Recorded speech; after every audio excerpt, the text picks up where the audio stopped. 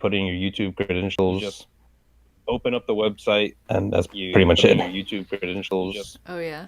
Open up the website, and that's pretty much it. So is it working? We're streaming. Yeah, Okay. we're on. Yeah, we're live. I just got that. Yay! Oh my goodness. Okay, welcome everyone to the stream. I am here in my house coat because it's 9 a.m. on a Sunday morning. Got up bright and early. I'm tired. I don't know if you guys are tired, but I got my tea here, my cozy robe. I figured let's get as cozy as possible with this. But I'm super thrilled to have both of you on this stream. I'm a huge fan of both of your channels. So I'm pretty sure most people watching this. Oh, thank you. Yeah, likewise. I'm pretty sure most people watching this will, be familiar with you, but in the case that they're not, could you maybe just give a brief intro and shout out your channels and maybe what you're trying to do with your content? Yeah, Breadbeard, would you like to go first? Aha! Look how polite we are. Yeah. Yeah, go Breadbeard, you go. I have seniority over you, so. That's still like a hierarchy. It's a hierarchy for sure. Enforcing it right now. Well, first and most importantly, this is Oma. Most importantly. Talk about cozy. Get me sane. No, I go by Breadbeard. I run Softboy Social Club on YouTube. I'm fairly new. It's around 6 months, under 6 months I've started. And I mostly try to come at things from a perspective of compassion. Actually, so EJ, Emerican Johnson, was one of the people I kind of consulted with when I was first starting up. And he said, I don't know if you remember this, but he said, well, what's one word that you find to be the most important thing about leftism and socialism? And for him, it was, competition and not competition. And for me, the first thing that popped in my head was compassion. So that's in a nutshell, that's what leftism is for me. It's just being compassionate to your fellow people and helping them get what they deserve and helping them achieve a life that's unexploited. Yeah, I love that. I always talk about how it's so important to, if younger generations or if everyone was taught, radical empathy from the moment that they were born, then nobody would be a conservative, right? You can't be radically empathetic and then also think that some people are just better than others and just deserve more and that other people should just have less, right? Right. Yeah, so that's great. And EJ? Yeah, I'm Emerican Johnson with Non-Compete, youtube.com/non-compete. And I work actually with my partner, Luna, who's actually cozily in bed now. Yeah. I'm a little jealous, but it's all right. Always a pleasure to be with fine folks like y'all, no matter what time it is. But yeah, so we do a lot of stuff. We do puppet shows. So I just released a new puppet musical number for Valentine's Day, a little late, but nice. We do, video essays and interviews and live streams and all kinds of stuff. But yeah, I've been doing this since. I still feel like I'm pretty new at it, but I started in the beginning of 2018. So I guess we just hit our 2-year mark. Nice. So that's. But yeah. As far as the topic of today's show and everything, I think I want to piggyback on what you were just saying, what you're both just saying, because they do teach us when we're children things like empathy and kindness and sharing. I mean, the stuff that we learn when we're small children is leftism. I mean, not in all situations, of course. When I was a kid, when I was a little boy, I also had plenty of gender role enforcement and toxic masculinity ingrained into me. But as far as everyone's favorite, most treasured children's books and television shows and things like Mr. Rogers. We do teach, we try, I think, in every culture to teach children about empathy and kindness and compassion. And then over the course of our teenage years and into early adulthood, it just gets stripped away and kind of, beaten out of us in metaphorical or literal manner. So I think that's something that's interesting and that we should be exploring more. I actually did I'm trying to find it. I made a meme recently that touches on this. I don't know if I can find it, but sweet, yeah, find it. If you know, actually, it's probably just on my desktop because I made it on this computer. Oh yeah. Yeah, it's a ridiculous one. Well, while you're looking, I'm looking for that. Yeah, talk, Fred. I'll say that. Yeah, it's almost because you're right. They teach you, oh no, don't fight with each other, share, and teamwork builds, character, makes good people, and all that.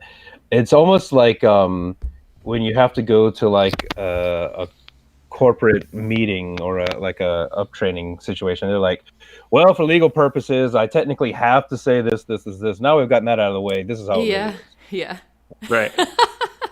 Yeah, well, it's interesting because it kind of connects to some theory, and I guess, animal liberation theory or anti-speciesist theory is that, children, or we're all born, I think this is also Buddhist theory as well, just, we're all born as empathetic, compassionate beings, and that as children, children love animals and want to be their friends and want to take care of them.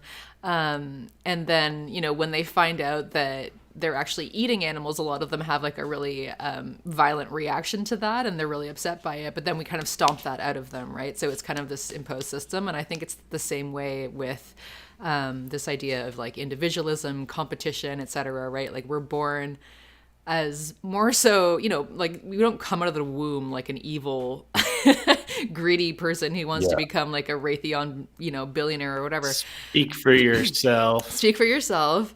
I found the meme, just speaking of non-human animals. So this is rainbow fish, who we all know and love. And I just decided to merge it with some harder aspects of communism. I know this isn't really on theme, but I don't know. Breadbeard just reminded me of it when we talk about kid stuff. But yeah, these are. So this is what you call a.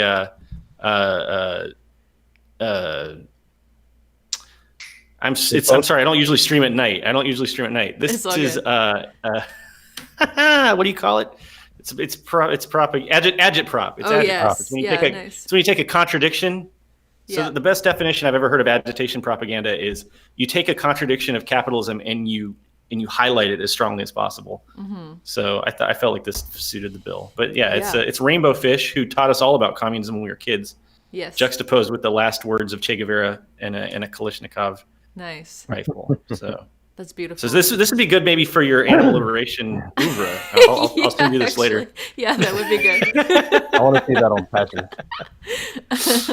All right, I'm sorry. I'm catching up to speed now. Let me hydrate a little bit more, and I can actually. No, that's good. That's good. It's early for me too. I'm trying to like stitch together 2 or 3 brain cells to have a coherent discussion with you both. But yeah, exactly. No, I think you're right, and I think we're really onto something with that. That how. You always say it's human nature, right? But I think actually our nature is to be more so compassionate and empathetic, and then that's stomped out of us through, brutal schooling and jobs and things like that, and we're just taught to obey, right? So, yeah, absolutely. If you look at pre-modern history or pre-civilization, as we modern civilization, once you get past the whole like. Caveman scared of everything, just clubbing, and we started to learn forms of empathy and learn forms of communication and working together more so than pretty much any other animal at the time had been doing. We, as far as animal kingdoms are concerned, we thrived. I mean, we were prolific. We took over the damn world. And all it took was one pharaoh, one king, one whatever, or it'd be before pharaohs, but to start to coerce, So if anything, our weakness is not that we are too violent or too combative and competitive. It's that at the time we were too trusting. Well, we were coerced, I think, is the way.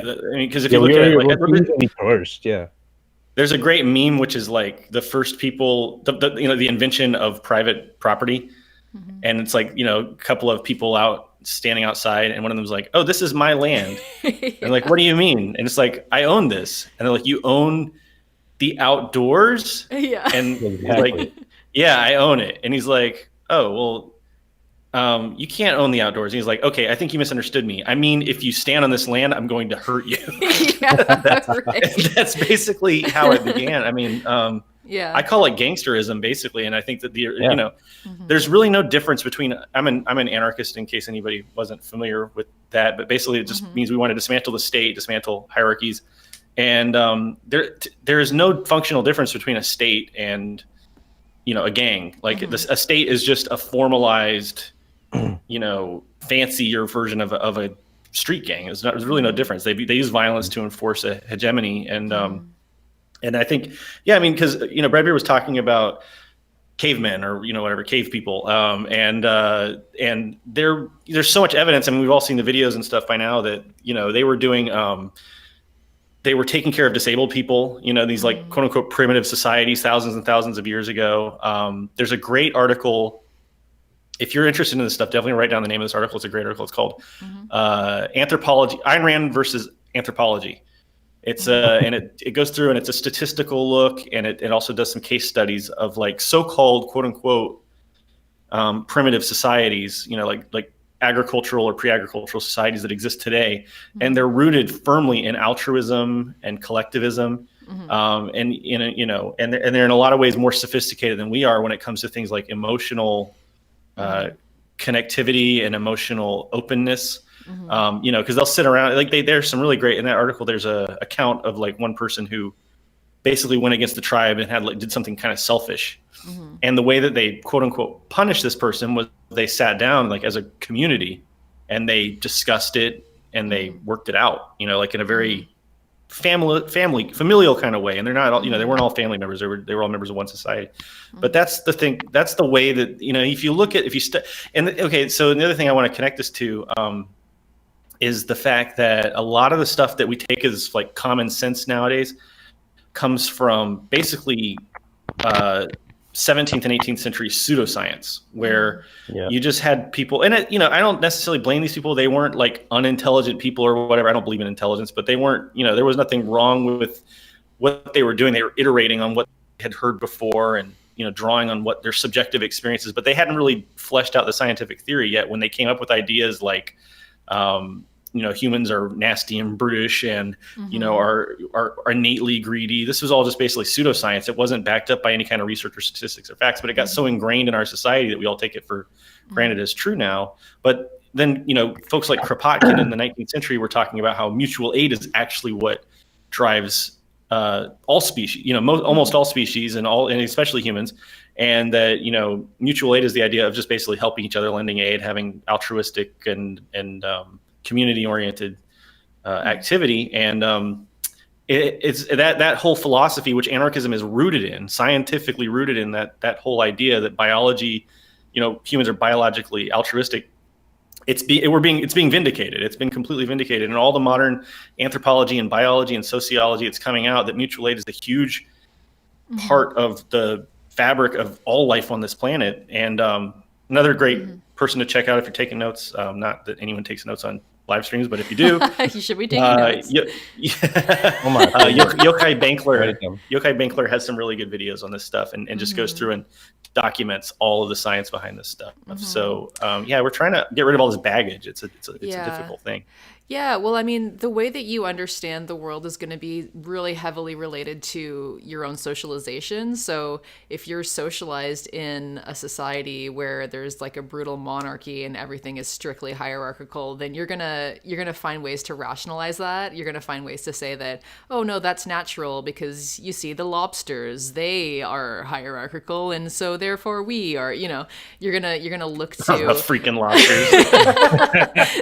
Like you're gonna look to anything that you can to be like, oh look, what we're doing right now is perfectly natural, and this is how it's always been, and this is how it's always will be, and we shouldn't try to change it, right? Like that's just how it's gonna go. But it's that's the danger of looking at the exceptions and not the rule. You can always find something to prove your point that is not proof of the norm of the actual rule. But I think we should even move away from this idea of yay, I gave a super chat. I got to pay attention to this. Thank you, I. But yeah, so I think also we might not even. I'm not even sure if it's productive for us to be like, oh, the norm, like the norm is compassion, the norm is this, the norm is that, even though I do believe that, because there could be some evidence that comes out that's like, oh no, it contradicts that, right? And so even if the quote unquote norm was something that was unproductive, the fact that there are examples of ways of being that aren't that, I think that's enough to be like, okay, well, we have a choice here, right? Like, even if this is the norm, like we could choose something else. Like, this is not, this isn't a fatality, right? Like, we don't have to be stuck with this. Well, we develop in so many ways. Like, we didn't wear clothes, before a certain point in time. I mean, I don't understand this whole idea that we can develop we're trying to find things that have benefited society. Well, I don't know. It is pretty hot in Vietnam right now, and I would not be wearing this shirt if I were not actually like on the air. But no, seriously, there's this whole weird disconnect where it's like, because a lot of these people who are like reactionary and think that humans are like greedy and selfish by nature, and it's invariable, like we have to be this way. They're the same people who tend to be like technocrats, like the Elon Musks and the the Bezoses of the world. They're the ones, Bill Gates. They're like, okay, well, capitalism is great because it harnesses human greed, which is impossible to contain. We can't control our greed. Interesting that that this became I wonder why the people who came up with these ideas all tended to be kind of wealthy, well-off people. But anyway, it's like there's that line in Zen and the Art of Motorcycle Maintenance where he's talking to some guy, and the guy's like, well, if you didn't have laws and you didn't have the police, then people would just go around and murder and steal and rob and do all this terrible stuff. And it's this human nature. And then the author's like, I think that says a lot more about your nature than like human nature, that you think that's what would happen. But yeah, it's this disconnect. Like, oh, we can create like these amazing communication networks and cars and airplanes, and we can go to the moon, but we can't control our greed. It's impossible to control our greed. Just don't even think about it. It's a bizarre, it's like an anti-scientific, in terms of human progress, it's like anti-progressive outlook that I just can't. And the weird thing is, I was a libertarian capitalist for like most of my life. So I believed that for so long. And when I look back, it's like, how did I believe that? I often have to go back and kind of like archaeologically deconstruct why I believed a lot of the things I did, so I can try to rescue other people from that same philosophy. It's weird. It's a trip. Well, I mean, I'd be interested for you to talk about, I guess, why you think it is that you believed it. But I guess I would offer that, again, like when you're socialized into a society where you look around and, everything you see is people being greedy. Everything you see is people dominating others, exploiting others, right? People having to fight tooth and nail to climb a tiny bit up the ladder. Then all of that really affirms to you those beliefs, right? Like you look around, and in this society, well, I guess if I'm looking at this society, it does seem like everyone's greedy. It does seem like, it's human nature to just compete and throw people under the bus. But all of that has to do with like the society that you're socialized into, and, understanding that that's what it is. We can obviously change that, right? And material conditions. Yeah. Go ahead, Bradbury. Sorry. No, it's something I think, as much as I love all you leftists, like criticism, and including me as well, is this. It's really easy to go on the offense with like liberals or even conservatives. This goes for everyone who's a human or non-human, even a Nazi, that you can kind of empathize and understand, or at least sympathize and understand where they came from. That, if this is the worldview you've been giving your entire life since birth, then there's not much reason that someone would think different. They can, there are those of us that had different situations who that have helped us get out of those mindsets, and that's great. But I think it's too easy to hate on someone just because they're doing the logical conclusion of their upbringing and their environment. Yeah. I'm just going to jump in because Socialism did a super chat. Thank you, Socialism, and said, trying loving kindness by volunteering with First Nations groups here in Australia and with a migrants' rights charity really helps me spread it. That's awesome. That's awesome. Very cool. That's fantastic. Yeah. It's really great to see a lot more. I mean, I'm so glad that we're starting to, and I've neglected it completely. I really don't know much about it. It's a huge gap in my knowledge, but seeing people finally stepping up and paying attention to Indigenous people and making that a part of our movement to like understand what it means that we've, colonized and occupied these spaces for so long and trying to come to terms with that. I've got a lot of learning to do on that. So if anybody in the comments has recommendations on like books or videos or anything about Indigenous or First Nations, rights and decolonization and stuff, I'm really trying to learn more about that right now. Oh, so, awesome. I got tons on that. I'm good. I'll have to crib. I know you've been really active in it too. I actually have a lot of questions for you probably offline, but cool.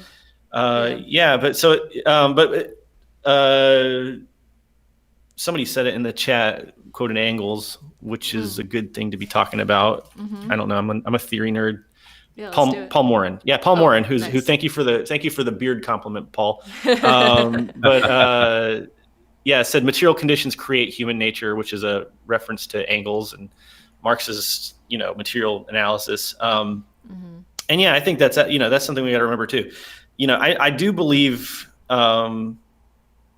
Just to go back to the point you were making, Mexi, about essentialism, I think is what we're kind of talking about. Like, are humans essentially greedy? Are they essentially altruistic or whatever? I do think that humans are inclined, I think is the best way to put it, towards altruism. But obviously, when things are bleak and you have really terrible material conditions, or you're put into a bad situation, that's when bad stuff happens. That's why you tend to have more crime, with poor people. And it's just it makes sense if you're starving or you have no hope and no other way forward, then crime becomes like a survival that's survival strategy. That's what I would say is if any instinct that we do have as a human nature would be survival, which is pretty much true for any animal. And one thing that's kind of set us apart was our ability to learn survival. One of the best ways to do that is to work together and start to till the land and start to grow our own crops and start to herd animals, things like that. But when those material conditions are taken away, when you're being beat up by cops, no matter what you're doing, in your neighborhood, when there's no one who's hiring you, when your schools are underfunded and you can't even get an education to try and get a job, then you start to look at survival. You start to look at, no one. I don't know if they had this in Canada, but EJ, you probably remember this. And it actually had the opposite meaning, but in the 90s, they had no one grows up saying, "I want to be a junkie." Yeah. I do remember that. It was actually a say no to drugs kind of propaganda. So it's actually the opposite meaning of what I'm talking about. It was the same campaign as the guy that was like, when I want to get high, I get in my F-14 Tom. Sorry, I couldn't help but remember that. But nobody is 2 years old. And someone in the chat's going to say there was this one kid that they knew in Florida or something. On a usual basis, nobody says, I want to be a junkie. I want to be a drug dealer. It's just, that's the world they're growing up. As far back as I can remember, I've always wanted to be a gangster. Sorry, Goodfellas refutes you. He would. But I do think that I'll throw it back. But kids in those poverty. I think the movie's a great example of it. Like you grow up in a poverty-stricken environment, and you see the guys that are in the gangs, and they're the only people that have money. And it seems like the only way to survive or thrive in that environment. And it's a great example of how material conditions do lead human nature. So I just wanted to jump in and say, like, I believe that as well, but I also kind of want to complicate that, because I feel like a lot of times people will focus like solely on the material conditions and not on anything else.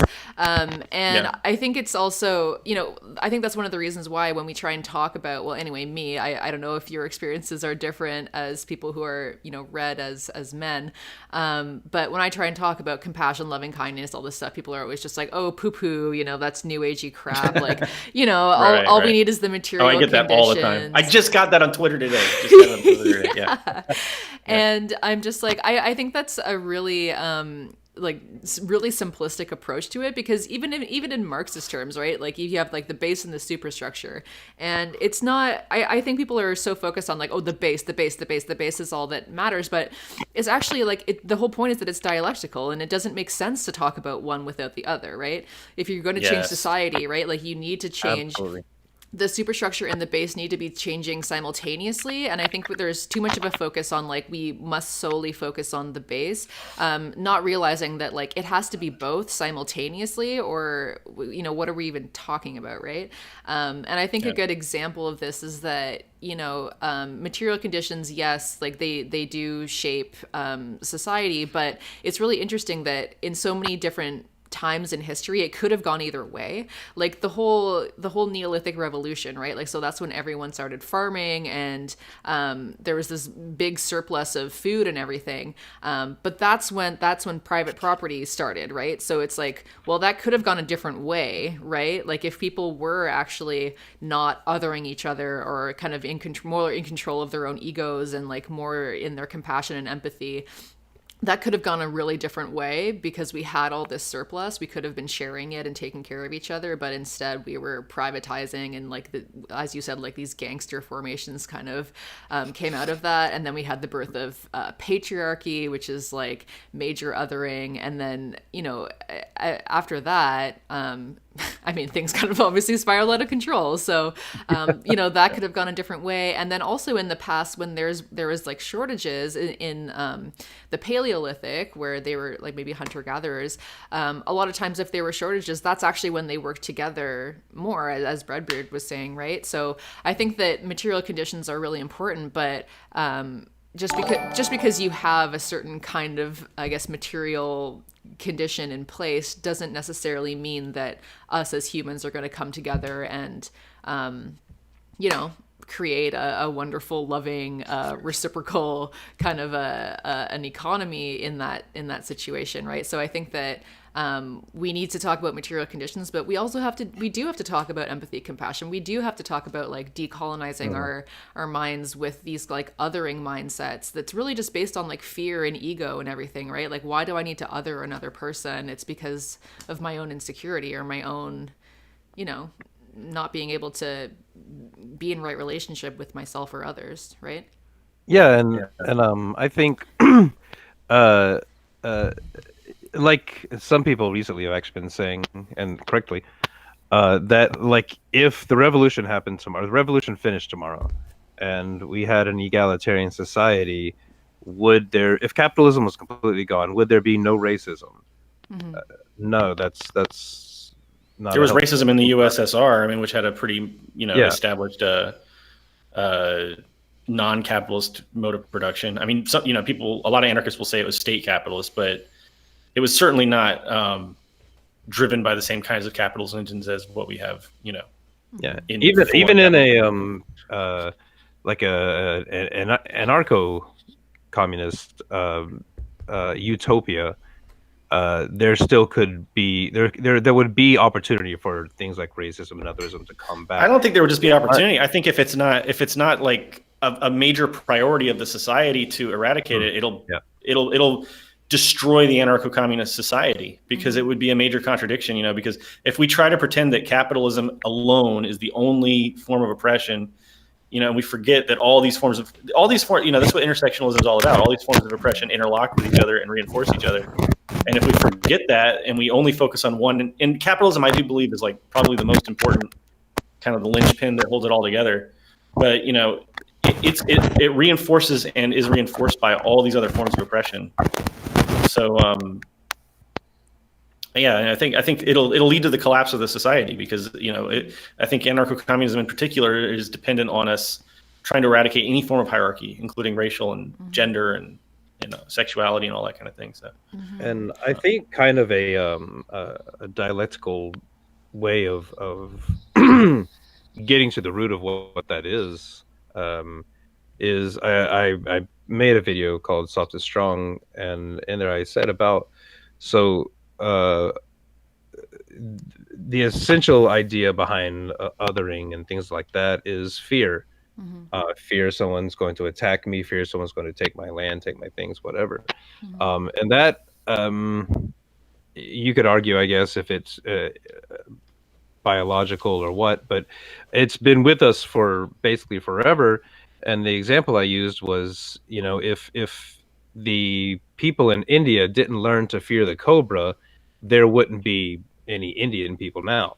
So there are reasons why we have fear reflexes, but that's why it's so important. Like what EJ was saying, is to make that a core part of our revolution, a core part of our society, to kind of just dissect and understand where these othering and racism, things like that, come from. Yeah. So I just want to shout out Vegify. Thank you for the super chat. That was awesome.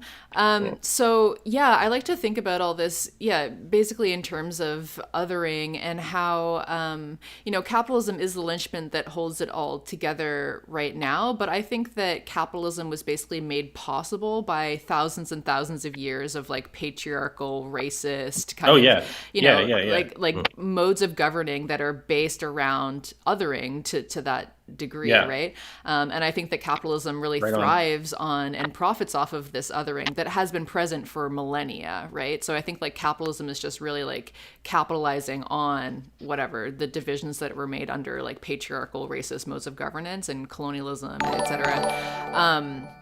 So I think you're absolutely right that if you had that in your like anarcho-communist project and you weren't actually working on rooting that out, then like the fact that othering was there would allow certain people to try and like profit off of that othering, or to monopolize their own power or whatever from that othering. And I think that a lot of this comes from fear. Like, I think 100% it comes from fear and ego. But I think the example of the cobras is really good. But I also think there's like another layer of fear that people have, because like we're very social beings, right?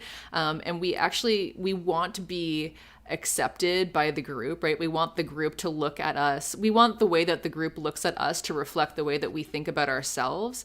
And if we feel like the group is looking at us in a way that's, denigrating, or we feel like, shame and that kind of stuff, like those are really powerful, base level, like human emotions kind of thing. The most common fear is public speaking, Yeah. It's just making a fool of ourselves in front of other people. Exactly, right? So, I mean, like something like toxic masculinity, for example, like obviously I think that is in a great deal rooted in fear, but I don't think it's necessarily fear that like women are going to like attack you or like, I don't know, cheat you or whatever. Maybe it is like you think they're going to like break your heart and like emasculate you or something. But that's really what it is. It's like a fear of being emasculated. And that's not really like a fear. That's not a fear that's going to really, it's not, there's no like, I guess there is competitive advantage to that fear, but it's not something that's like a biological, like, oh yes, this is like a rational fear to have. It's not a survival instinct, Yeah, it's like more to do with like your own ego and your own, like the way that you think about yourself and the way that you think that others should think about you kind of thing, right? And so like these are the things that I don't think leftists ever really talk about, because like if those things are at the core of othering, then like that takes a lot of actual like collective and internal work to get through that, because it isn't just like, you can't just point to like, oh, I'm scared of this immigrant, so I'm gonna other them. Like there's things that are going on that are deeper than that, and we need to root all of that out. Yeah. Are you ready to get like kind of esoteric and weird? Because I have a lot of I have a lot like so we're talking about loving kindness, right? And loving kindness actually comes from a form of meditation. And so I first got into meditation about a year ago. I have actually practiced meditation for years, but about a year ago, it's weird. This is anecdotal, but I quit caffeine, and I've been addicted to caffeine since I was like 6 years old. And this weird thing happened where like, for the first 3 or 4 months I was like miserable, but then like started to like, something inside me started to like kind of wake up. And it was like this kind of spiritual aspect of myself that I literally never even thought about. Like I never had any kind of spiritual aspect at all, but I suddenly felt like kind of like this emptiness that I needed to fill or something. I don't know how to explain it, but it was in it. I definitely think like the caffeine was suppressing something inside of me. Mm-hmm. So anyway, I started really studying meditation about a year ago, and something that I was when you look at stuff like from India and from China, and you look at the stuff that the Hindus and the Buddhists and the Taoists were developing, like they had really advanced and scientifically formulated forms of like psychology and sociology and anthropology like thousands of years ago. And you know, a lot of it really makes sense, even in the context of like modern, quote unquote, whatever, European American psychology or whatever. And it also jives really well with anarchism in a lot of cases. Like, so for instance, in Taoism's all about like giving up power and humility. And that's like the most important, that's like the goal of a Taoist, is to try to like get rid of their power and just try to be humble. And that's like a path to happiness. And of course, you know, Buddhism's all about letting go of the ego and letting go of the self. But the reason I'm talking about this, is because a lot of leftists, and this is where, like, just today when I got in the Twitter argument today, it's like, I don't discount anything Marx said about the fact that we live in a material world. The material world is the only world, you know, like for all intents and purposes, we don't have any evidence that there's any other world. You know, I'm very much a materialist in that sense, but studying meditation has given me a different framework and a different set of tools to look at my own mind and my own consciousness. And the best metaphor I've seen was, I read a book on meditation, and it was and the guy who wrote the book was really interesting. I'll look at the name and the author in a minute, but he's also a neurophysicist, and he's like studied the brain and the chemicals and the physics of the brain, and trying to understand consciousness. And he's also like a really advanced Buddhist meditator. And he talks about how everybody has inside of your consciousness, you have like a laboratory. He likens your consciousness to a laboratory. And when you meditate, you go into yourself and you experiment and you study and you find things out about yourself that you never knew. And what I realized is, and this is what I mean. So today, Thought Slime, I love this because we're going to go straight into like leftist world now. Thought Slime made a tweet, and I replied, because Thought Slime made a tweet about how you can't just be focused completely on the material, because you know you'll never materially be able to find out what is the best society. You have to, at the end of the day, make a moral judgment that poverty is bad and it needs to be eliminated. And if you can't somehow bridge that gap between the material and the ideal, you'll never get anywhere. And I made a reply that was like, yeah, I think that we need to try to find ways to merge materialism and idealism and bridge that gap. I think that's a huge gap that is like, and if we could somehow find ways to interface that, I think it could be a big deal. And of course I got a reply that was like, you need to read Marx, because, you know, and like screen cap like this long article about Marx talking about how it's the only things that you could touch and feel are real and blah, blah. And I'm like, I'm not really disputing that, but I'm saying that there is a world inside of yourself, and it's very complicated, and there's really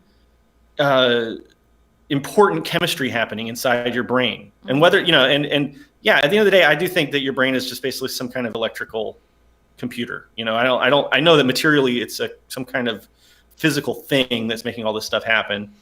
You know, I'm not really super into the, you know, the religiosity of it. I'm not really into that. I don't know. I'm kind of just agnostic. I don't know. But for all intents and purposes, I do think we just have like some kind of electrochemical computer happening. But within that computer, really complicated stuff is happening. And we can develop, and I've done it through meditation, and you talk to like Breadbeard, I know you've done it as well. And I'll stop talking in a second. You can take over. But we can do things that materially affect ourselves. So we can, not just things like, and this is important, but you can like lower your blood pressure, you can lower your heart rate, you can calm down, you can then go on and you can change important things about your whole personality. And it's like when I'm meditating, Luna, my partner, when I'm meditating, and I'm not meditating like for the last few months, I haven't been meditating really regularly. But when I am meditating regularly, Luna will tell me, like, you're a totally different person. You know, like you're more calm, you're more reasonable, you don't get upset about little things as much. It's like it does have a material change on who I am as an individual. And I think that leftists should be open to exploring that stuff. And I know a lot of people get turned off talking about this because they're skeptics and they're, into materialism and that sort of thing. But I'm telling you, materially, you can alter things about yourself and your body chemistry and everything through meditation. So I think I've kind of scared people enough, and I'll let you two to bring them back. So so you did exactly perfect as far as like Jean-Paul Sartre would say, it's a leap of faith. Like if you have to explain it, you're doing it wrong. I'm gonna do it wrong. So you did it right. Let me do it wrong. I do like breaking things down in terms. So like for anyone out there who's kind of, maybe you're starting to feel turned off and it sounds too hippy dippy for you or something like that. You can think about it when he was talking about a laboratory in your brain. Think about it as contemplation and restructuring. That's essentially the same thing with a lab. You're going in, you're analyzing the data you have there, and you're restructuring to fit what needs to be changed, and then you wash and repeat. And oddly enough, something, I don't know if this actually goes anywhere, but just to mention it, when you were talking about like your brain being a computer, I can't remember the name of the article. It was a really good one that talked about how we actually didn't always think of our brains in the same way. Like, I think computers have been around for 100 years. Before that, people tended to think about them as like a diesel engine, and before that, they would think about them as like a steam boat or a steam engine. So we're constantly comparing our brains because we really don't know. Yeah. We don't have a tight grasp on how this thing's working up here, But as far as the last thing I'll say on kind of real worlding it is, so yeah, when Luna's noticing that he's more calm or he's more agreeable, whatever, I can't remember everything you said. There are more attentive. I need to work on that. She's giving feedback to his laboratory, to his restructuring and contemplation, that says, hey, yes, when I go in there, and not everything is done cerebrally, not everything's done consciously, and a lot of these things that are happening is your body is taking feedback, and your body is saying, hey, I need to slow down my heart rate when I'm doing things, or I need to react in a different manner when this stimulus comes in, So if that makes it a little bit more wifey.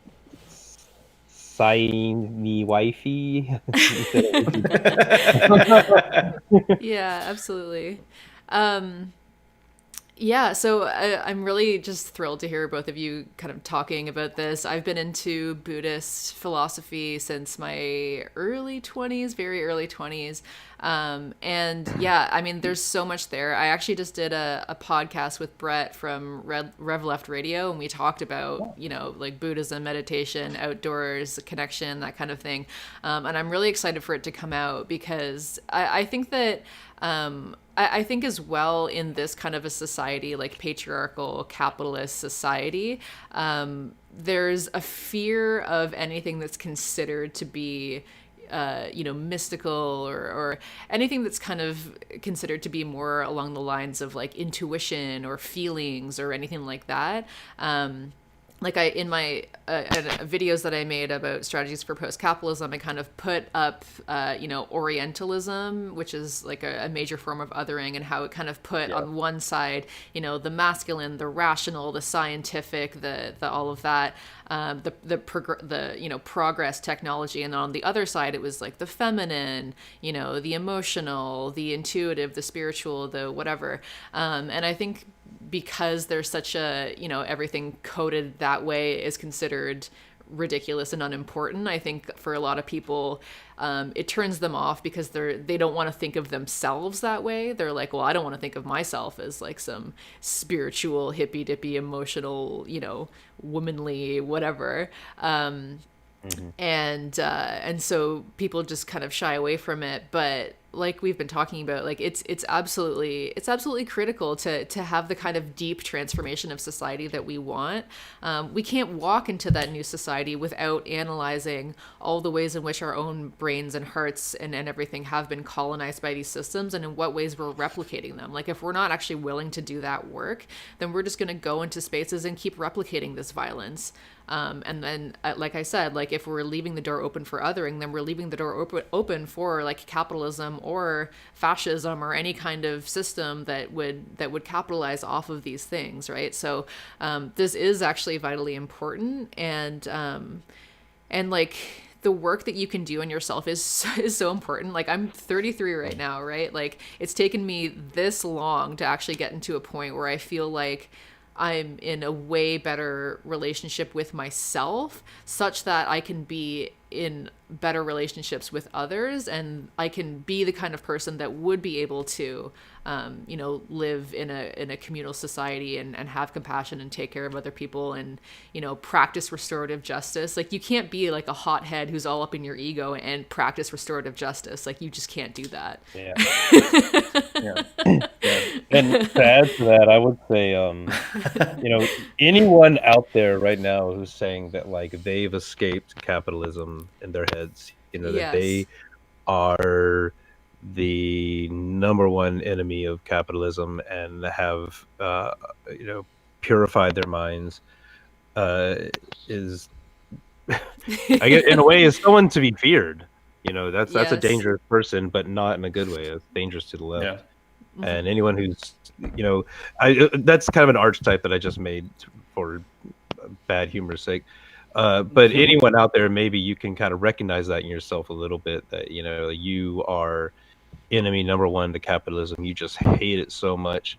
That's time to go into that laboratory. I think that's time to look at yourself and see where maybe you missed some spots. We got and just to.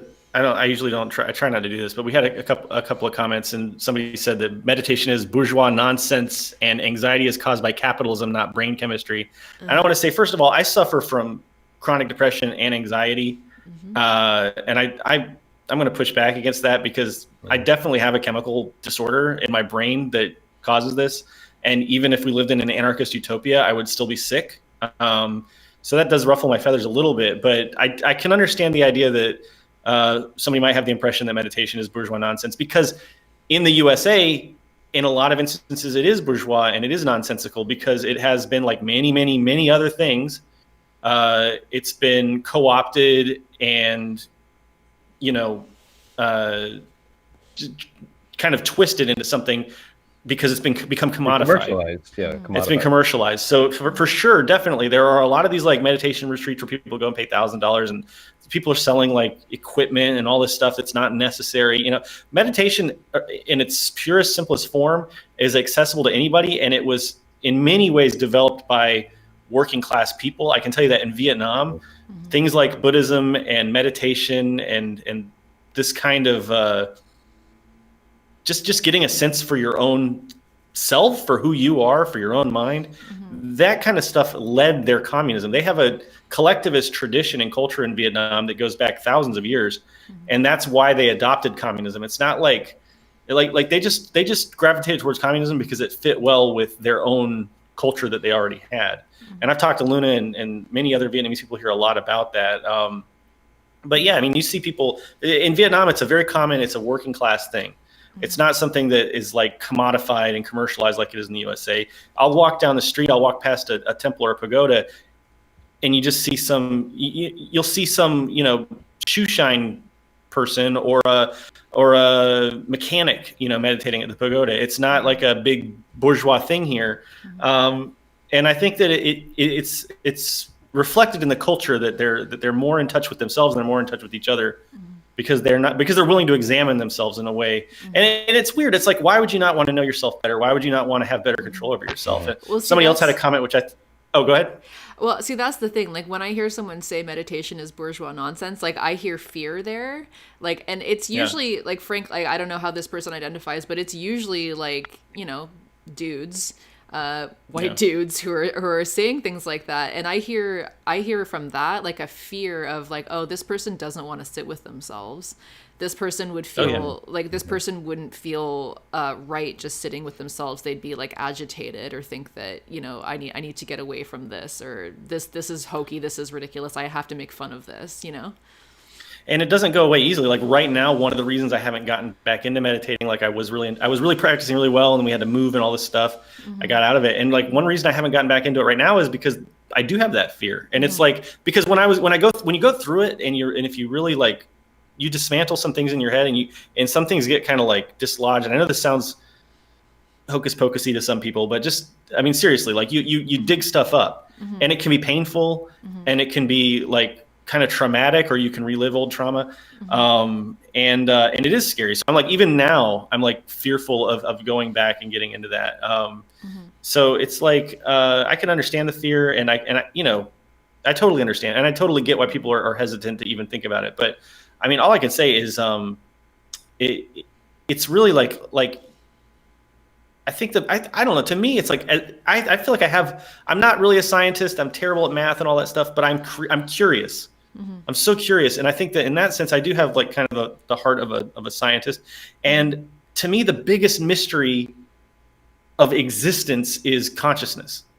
You know, and just the fact that I have this mind. You know, I have this mind. I have this self. And trying to understand that and understand, you know, like I think it's, you know, we are all trying to understand. So much of our stuff goes back to our childhood. You know, like we spend so much of our lives just trying to process our childhood and childhood trauma and that sort of thing. And then trying to get to know ourselves and trying to really understand ourselves and learning who we are and self-discovery. So, yeah, I mean, like, I do think it's funny that, I do think there was another comment that I actually legitimately think is funny, which is we need guns, not meditation. Which I actually, there's some truth to that. I think maybe, you know, like maybe we need guns and meditation. Yeah, why not both that gift? Yeah.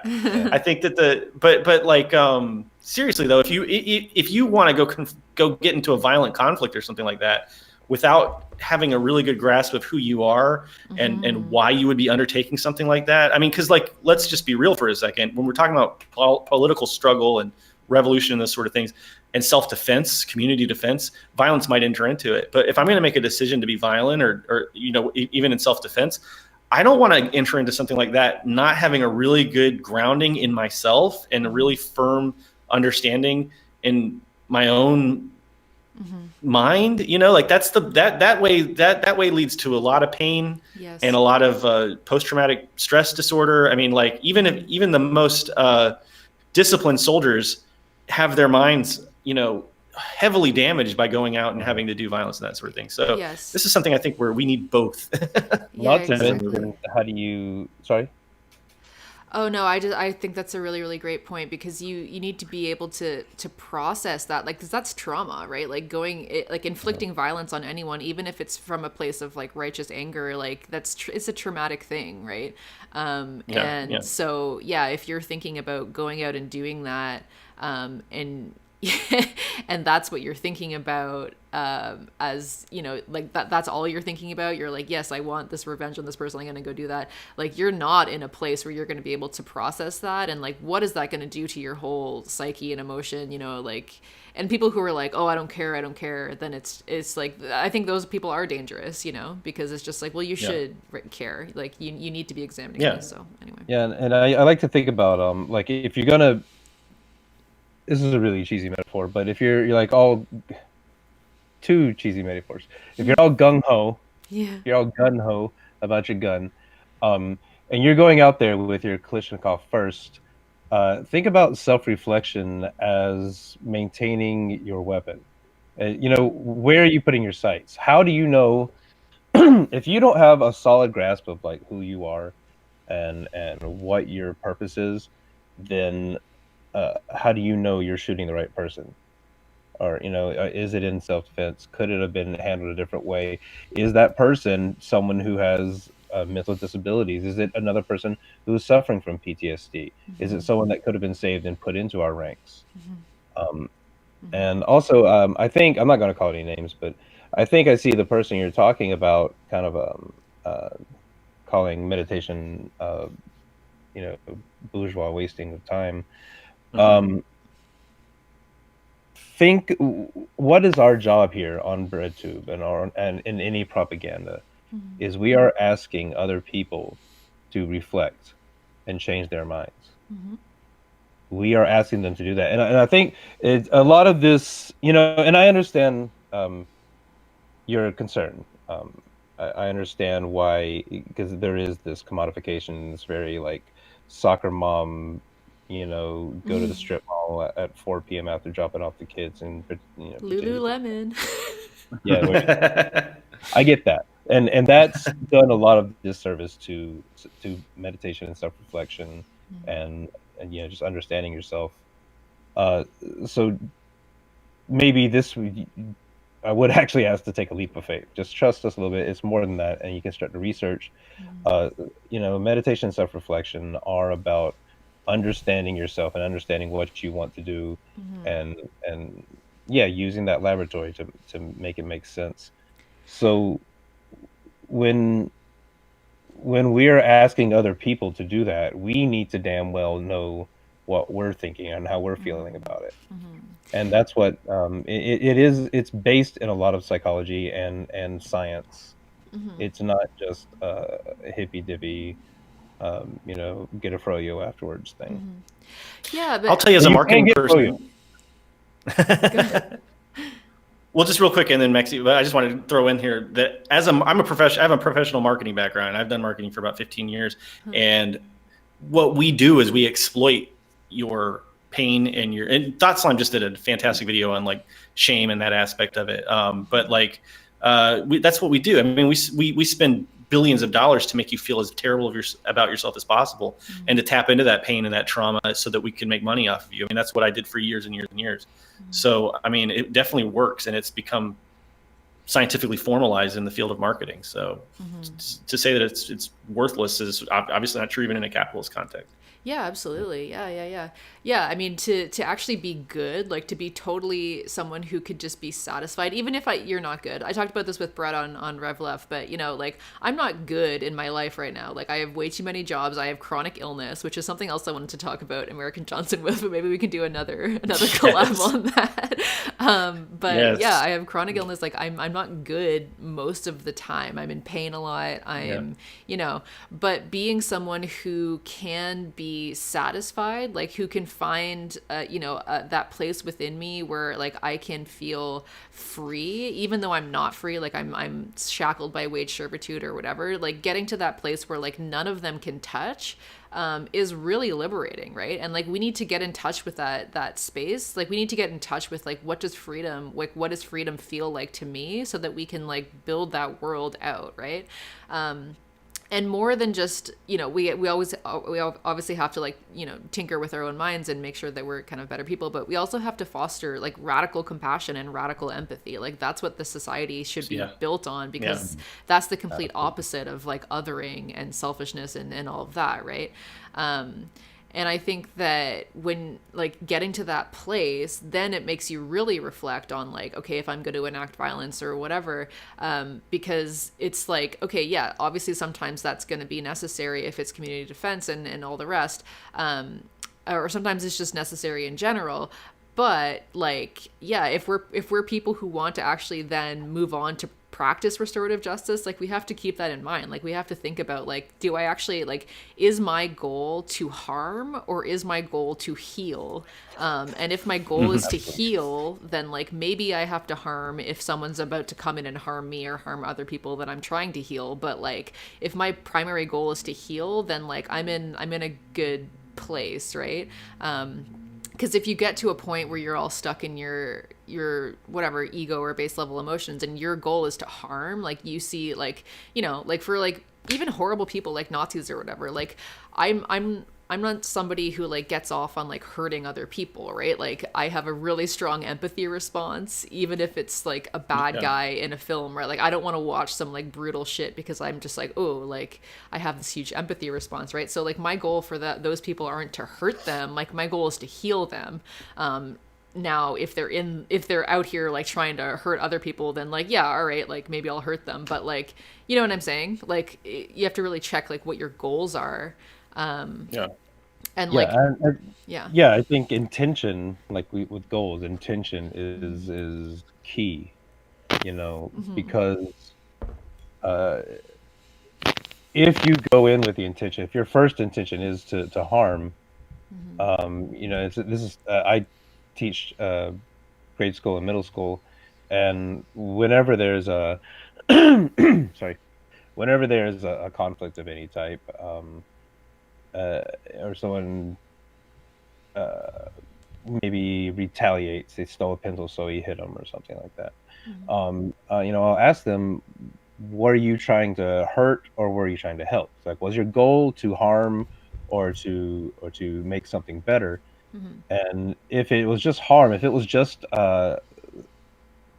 self-aggrandizing or not self pleasure, then that's where the problem is. But if you know, if you had to hurt someone because he was hurting another kid or he was trying to hurt you or something like that, so that's where intention comes into play. You know, was both of those scenarios could have violence, but depending on which intention's being used is which one is understandable in my book. yeah. Yeah. I just want to clarify because someone was like, "Oh, did Mexi just say that Nazis are ill?" And no, but what I am saying is that like, you know, people who other people or people who actually want to do harm to other people are coming from a deep place of like they're not in right relationships with themselves, right? Like truly happy, liberated, free people aren't running around thinking about like killing other people or crushing them, you know what I mean? Like that's not, you know what I mean? And I think that, you know, for a lot of people, like Faraday Speaks talks about this or whatever, you know, like people, it's a lot of people get sucked, or you made a great video on this, Emerican Johnson, about like stochastic terrorism and how people kind of get sucked into that kind of space, right? So for me, like radical compassion is just understanding that like these people are people and like they're in a bad spot, but like they could be like healed, you know what I mean? Like there's very few people I think that are just, you know, evil to the bone and like came out of the womb just like evil to the bone and wanting to commit mass genocide. You know, maybe there's people like that can't be reached, but I think we always have to like remember, I guess, people's humanity, because a lot of people I would say even, you know, I would say even in that sense, even if there's just no reaching them, you know, doing whatever has to be done to stop them from doing further harm would of course have to be done. Yes. But even then you could still have sympathy for them. You could understand if they came out of the womb pure Damien, you know, pure evil, then if you're subscribing to an idea of fault, then there's no way that's their fault. They've never had a chance literally in the world. And they probably lived like a terribly unhappy life. Like you're not happy if you're full of anger and hate, you know. That's not a happy existence to be in, right? So, and something I've gotten a lot of pushback on, which I try to be very clear on, but I still get a lot of pushback, is when I say, and I think it's probably the same for any of us or anyone who's trying to push for radical empathy, is when we say you should try to consider the other person and what brought them to that situation. Try to have empathy for them. That doesn't mean everyone gets off the hook. You just pull your hands out and hug everyone and it'll make everything better. It means understanding where they're coming from, because maybe you don't have to shoot that person or lock up that person. Maybe there is an alternate way of dealing with it. This is where I got canceled over this because of you should. Oh my God, I got double canceled. I got canceled from both sides because I have a video on how anarchism works, and I did it. So it's like basically just this multi-part series on how anarchism works.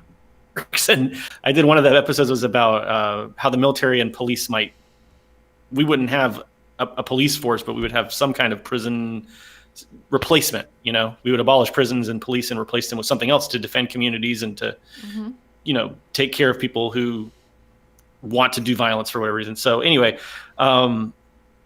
So my whole point is we need to abolish prisons. What does that mean? It means that the institution of the prison, it is a system of torture. No matter how you look at it, it's a retributive system where the whole idea is you did something bad and we're going to punish you for it badly. And so the whole idea is to get rid of that and try to create some kind of a justice system that is rooted in actually preventing. Like the whole point is to prevent problems and try to stop people from ever doing crime again if they have done some kind of horrible violent crime or whatever, right? I'm trying to put this in like really simple terms. So anyway, so I said, yeah, we need to abolish prisons and replace them with something that's more compassionate. And I called them, I can't remember what I called in the video. I said, they'd be something along the lines of like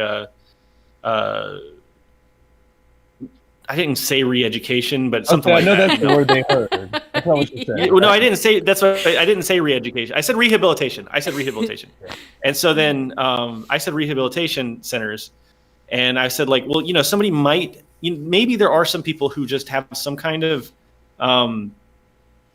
violent instinct. This would be a very small fraction of the people, I think, but maybe some people are just like violent. Or a better example might be like, for instance, like sex offenders or pedophiles or something like that. And they really do have like a compulsion that they can't control, and they do need to be kept apart from society. Or even just like terrorists or like Nazi violent people who want to violently overthrow our society and create some kind of Nazi fascist state or whatever. Those people do need to be kept apart from society, but that doesn't mean we should be torturing them. I don't think we do need to be torturing them. I don't think that revenge helps anybody in that situation. But also like, that doesn't mean we should, so we need to treat them like human beings. And maybe one day, who knows, maybe we'll find some kind of a rehabilitative program that really does help people with those kinds of problems to reintegrate back into society. And we should always try, even if it never happens within their lifetime and they do end up being kept apart from society until they die. And people looked at that and they just assumed, because this is the way our society is, they just assumed that I was being euphemistic and I was talking about gulags and re-education camps. And like, they couldn't even imagine that I was actually being sincere. And I'm actually saying like, no, seriously, I just want to create like a more humane system. I remember seeing that video, and I remember that exact part, and I remember the exact phrase was, the important thing is to treat them as humanely as possible. And that means gulags. Yeah. They were like, this must be a euphemism. Oh, humanely as possible, huh? It's like, but seriously, I don't blame them, because like compassion just is like, in the context of the way that the state functions in the USA, especially. Yes. And I'm learning more about how in Canada it's very similar. Yes. But like, compassion is like never enters the equation when it comes to the police and the prison system in the USA. It's all about just basically trying to torture and terrify people into control, coercion. Yeah. So and destroy them. So Seriously Wrong did a really great podcast about this, about abolishing prisons. It just like really goes deep into that. But I think you're absolutely right. And a funny thing, like H Bomber Guy made a series of tweets about the recent Star Wars movie, where he was he was talking about like the fact that there's there's all these people who were stormtroopers, but they were stormtroopers because they were captured as children, and then they were brought into that thing. And then they all defected, like a whole bunch of them, like, had mutinies and defected from this stuff and left and whatever. The very fact that there are so many people like that, on the one hand, and then on the other hand, you have all these scenes where, people are just running through and just like shooting these stormtroopers. Like they're just like, there's just like stormtrooper bodies just like flying all over, right? I think that was such a good way to think about like compassion, right? Where it's just like, these people are horrible and the institution is terrible, and if they're going to come at us with violence, then like we have to respond. But at the same time, like you can always understand that like this is a person, and like at the end of the day, if someone has all these like mega violent drives, and that's actually why they're there, not because they're kind of taken in by a system or whatever, then like they are not in right relationship with themselves, right? Like somebody who's like totally okay within themselves and satisfied within themselves and like feels that kind of sense of calm, peace, and confidence in themselves just from being like okay, is not someone who's going to go out and do that. So I think that's another great reason to focus on meditation or things that can help us to get into those right relationships with ourselves, so that we aren't those people, right? And there's more of us than them. It also gives us a language to kind of like for instance, Breadbeard, you and I both meditate, right? So we kind of have this, like, when we talk to each other, we have this language, and we can access, like we could talk about things that people who don't meditate can't really talk about, and like we have this shared experience. If you've gone through it and you've done the practice for a few weeks or a few months, it's kind of like a really amazing way to connect with other people. And that's why they say, like, people like kids in juvenile detention centers and prisoners, that when they practice mindfulness meditation, it has amazing results. But I think I stepped on what you were going to say, Breadbeard, so go ahead. Yeah. Well, to go on that's also just it has to do with familiarity. So yeah, a lot of this sounds hippy dippy because you've never been exposed. If someone is thinking it sounds just really kind of out there, esoteric and hippy dippy, it's because you haven't been exposed to anything but a sitcom making fun of it, or your aunt going to it in her Lululemon pants. But I have nothing against Lululemon. I don't. I'm pretty much ensured I'll never get an endorsement from them. But Lululemon is the only ethical consumption under capitalism. Absolutely. Declared. Breadbeard just declared it. Yeah. Yeah. No, so true. But yeah, if that's your familiarity with these concepts, then I don't fault you. That's the conditioning you've been given. But just again, going back on my word and saying, maybe take a little leap of faith, or at least take a little bit of trust in what you know of us, so that maybe a little bit of what we're saying is not total BS. Totally. And know that it takes practice too. It's not something that's you're gonna see the benefit. Yeah. You'll see some benefits right away, but it takes time to really get into some of the stuff we're talking about here. But like, okay, so talking again back to loving kindness, the title of the stream. Loving kindness is a form of meditation. And it's basically, you start out, and the first thing you have to do is think of somebody that you love a lot, like your mother or your romantic partner or something. You think of somebody you love a lot, and you just you just close your eyes, you sit down, you think about them, and you just pour love towards, like metaphysically just generate love for that person, right? And then you try to gradually work your way up. So then you want to do like a friend, and then somebody you kind of know, and then eventually work your way up to like enemies and people you hate. But the key of it is you start with yourself. And that's the hardest part, is like, you have to be able to love yourself first. And that's, like, for me, was really difficult. And it's still something, I'm working on. But if you can't at least sort of get to some comfort with generating love and just sending it unconditionally towards yourself, then it's going to be very difficult to send it out to anybody else. And so I'll take that and I'll bridge to something a little bit more material. Like, we are all, every single one of us is the end result of a complicated series of causes and effects. And I think about this all the time when I see the alt-right and these young people today, in their late teens, early 20s, these young white guys who are going down that rabbit hole. And I think all the time about how I was a prime, it didn't exist when I was 18, 19, 20 years old. I mean, they were obviously fascist and stuff, but it wasn't the same kind of culture as we have now. They didn't have all of the memes, and they didn't have all of the, the culture that's attractive to young white guys, especially. But if they had that kind of culture when I was younger, I'm so sure that I would have fallen down that rabbit hole and probably gone alt-right and fascist. And really, I mean, the worst I ever got was right-wing libertarian. But I think about it all the time. Like, it really could have been me if I was just born like 10 years later. And I think about that so much, because it's like I really dodged a bullet. I mean, I was kind of a shithead. I was a misogynist, and I was all kinds of problems. I had all kinds of problems with people and with myself, but I never got that bad. But it's like, any human being in the world, they're the end result of a series of causes and effects, and it's like that chain, you can't break that chain. You can't go back in time and change what happened. What happened. They became the people that they are. They came into the situation that they're in. And that's not to say that we don't need to defend ourselves from them. And we don't need to be prepared to do what we need to do to defend our communities from them. But to me, it's like, hating a Nazi can feel good in like certain lizard parts of our brain, but really it's useless. It's more useful, I think, to love the enemy on a kind of a fundamental level, or at least find acceptance, because it's going to be easier to fight them. Yeah, Because I think hate can cloud your judgment. Your enemy. Yeah, you have to understand them for sure. For sure. And accept what's caused them to become your enemy. Now, that doesn't mean that you accept their behavior or you accept their actions, right? Like, you do have to fight hard and strong against everything that they're doing, viscerally. I guess that's a little bit of a duality with the word, not to accept that it's okay. Yeah, you're not yeah, exactly. I want to be clear because I know people are going to twist the words because that's the way the internet works. But yeah, I'm not saying you accept. Yeah, I'm not saying like sit down and kumbaya with them, but I'm saying as a human being, as an entity, it's a waste of time to hate that entity.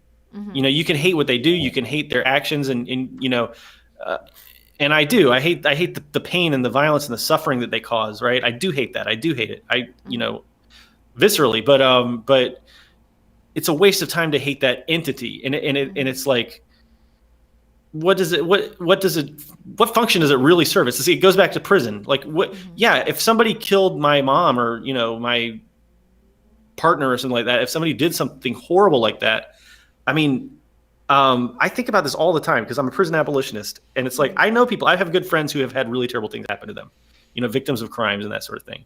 And it's like, I really just, at the end of the day, it's like, I don't feel like it would help anybody for that person to go to prison and get sexually assaulted in prison, or have to go to solitary confinement and get traumatized. That's going to make things worse. They're going to come out of that experience, if they ever do get reintroduced back into society, in much worse condition and much more ready and able and willing to do harm to somebody else. Do you know what I'm saying? I mean, so when we're dealing with these Nazis, it's like, yeah, we need to be ready to go fight them. And I have a lot of respect for anti-fascist people who go out and they fight Nazis in the street, But I'm just saying that when they're out there fighting them, it needs to come from. It's like Bradford was saying earlier with his classroom. It's like, it needs to be coming from a place of helping people who are vulnerable to their aggression. Exactly. Yeah, it's a philosophical thing. It's a deeper. It's not something that's I guess immediately obvious what we're trying to talk about here, but it's important, I think, to try to process this. Yeah, I think that's all really, really well said. And I think people might get confused by the term love and like loving your enemies, but like there's a difference between universal love, just understanding everyone's humanity, right? And you could really dislike that person, you could hate that person and what they're doing or whatever, but you could love them in the sense that that you love, like all beings, I guess.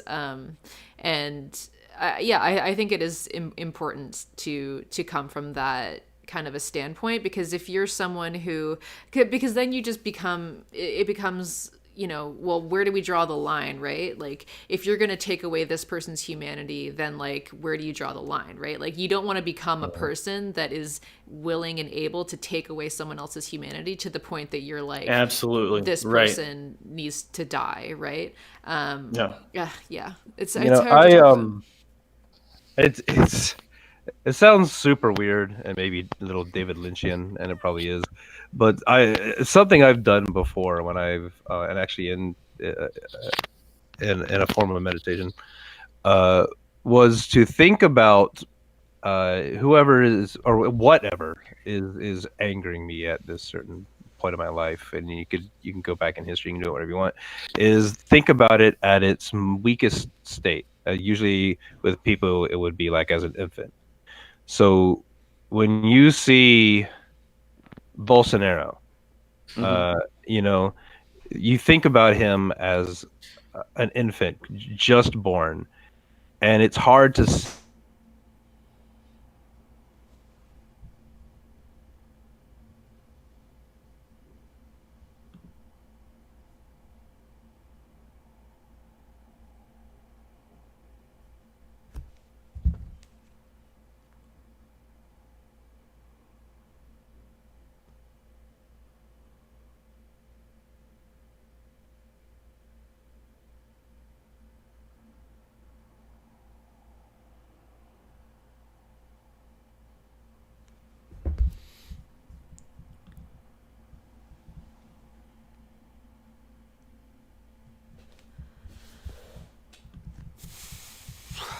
Okay, so this is not working.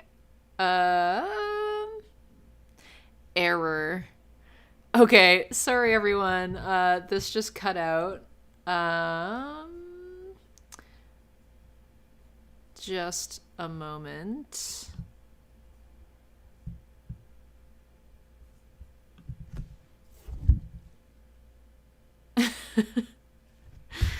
Okay, I don't know how to do this. Help.